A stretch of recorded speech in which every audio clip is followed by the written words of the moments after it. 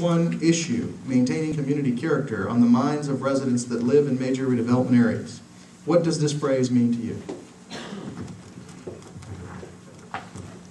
And most of I'm going to get to work with. This is working. Community character to me refers to 3rd Avenue and the businesses that we have there. And I think it's a lovely place to go to. I enjoy walking the promenade of 3rd Avenue. I don't think that we need to force the issue of what type of businesses will be there on 3rd Avenue. And I certainly don't want to see the historic fronts of our stores and our businesses to be changed. I would love to see the 3rd Avenue as a destination for people that come from Gaylords, for example, to come down to 3rd Avenue and enjoy what I enjoy today with regards to the character of 3rd Avenue. I think that having some coffee shops or having some wine in our restaurants is absolutely fine, but I think mandating that is a wrong thing to do. I think the character is going to change as the economy changes, and as the Bayfront changes, so would H Street corridor, E Street corridor, and all the corridors that come with it. And I think it would put feet on the street for 3rd Avenue. Our businesses would be great, and 3rd Avenue would look great just as it is today. Ms. Moriarty? I think there's a lot more to community character than 3rd Avenue. I think we have some great neighborhoods in this city that need to be respected and we need to preserve. And we have some great historical sites that need to be preserved. And I recently went to Boston, and I would hate to have a 30-story building next to a historical site like we did in the center of Boston. That being said, we also need to look at redevelopment and creatively and look at density. So I think we have in place some great planning commissioners and some great organizations that will help us plan these things. But it's not just 3rd Avenue. It's so many areas in this town I don't even want to list. It's the country club area. It's the southwest area. They're little communities, and they all have great character. We need to protect them, and we need to build with them so that we can get the density that we need for this city. Mr. Castaneda? I agree with Ms. Moriarty. I agree with Ms. Moriarty. I don't think that. You can say it again.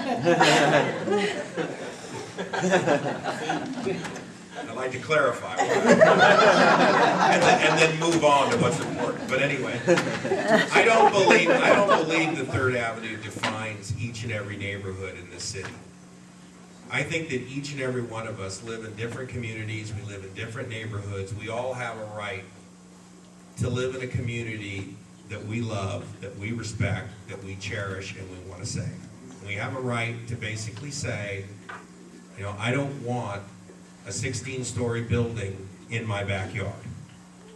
It wasn't there before. It wasn't there when I bought the place. Nobody told me it was going to pop up. And in fact, the general plan of the city of Chula Vista says there's not supposed to be a 16-story building there.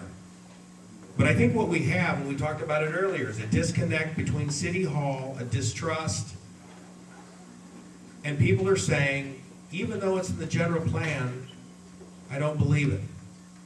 So that's why the good people of Chula Vista had to sign petitions and put something on the ballot that basically puts in stone the height limitations that are in that general plan. And frankly, if a project, and it happens all the time, and everybody seems to be calling the death of redevelopment in Chula Vista because of Prop E. The fact is, there's Prop D, which is in the coastal zone of the city of San Diego. It's been there since the late 1970s. And there have been, I believe, 3 applications, or there have been 3 initiatives that have gone to approve. Councilman, I'm sorry, but your time is up. And then each one of them is passed. I promise we're going to have more on this topic. Ms. Aguilar.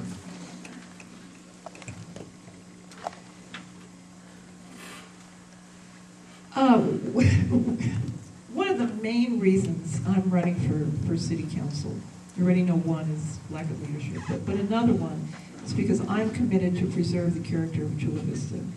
And even though, you know, I've known Scott for a long time, and I consider him a friend, when he says that in his view, community character is limited to 3rd Avenue, that is a perfect example of the disconnect between what those of us in the community have been saying and saying and saying for years and years and years, and what people have been hearing or not hearing.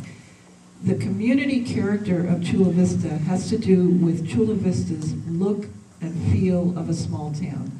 I've been walking precincts, and I have to tell you that what we learned during the general plan process, where this is the #1 concern of Chula Vista residents, is absolutely right.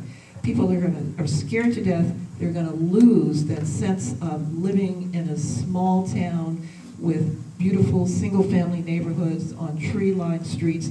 They're so afraid that they're going to lose that. When I'm on the council, I'll make sure that that won't happen, that our community character is protected. Spence Sisson? On the west side, we could be the cultural and entertainment hub of the South Bay. Why aren't we? Because our city has not invested in the community and in the people. Our city has not cherished community character, but has chased developers and developer money. We're talking about redevelopment areas, so I want to focus on the west side. We have a new general plan full of wonderful visions and goals for our city, but where has the leadership been? We have missed opportunities. We could have invested in 3rd Avenue just several years ago, by buying the Cinema Star multiplex on 3rd Avenue, instead of allowing it to be vacant and boarded up year after year after year. The city had an opportunity to make that a performing arts center. So I'm sorry, but this is a question that really is dear to me, and I'd like to spend a whole lot more time on it, but I see the red light. So.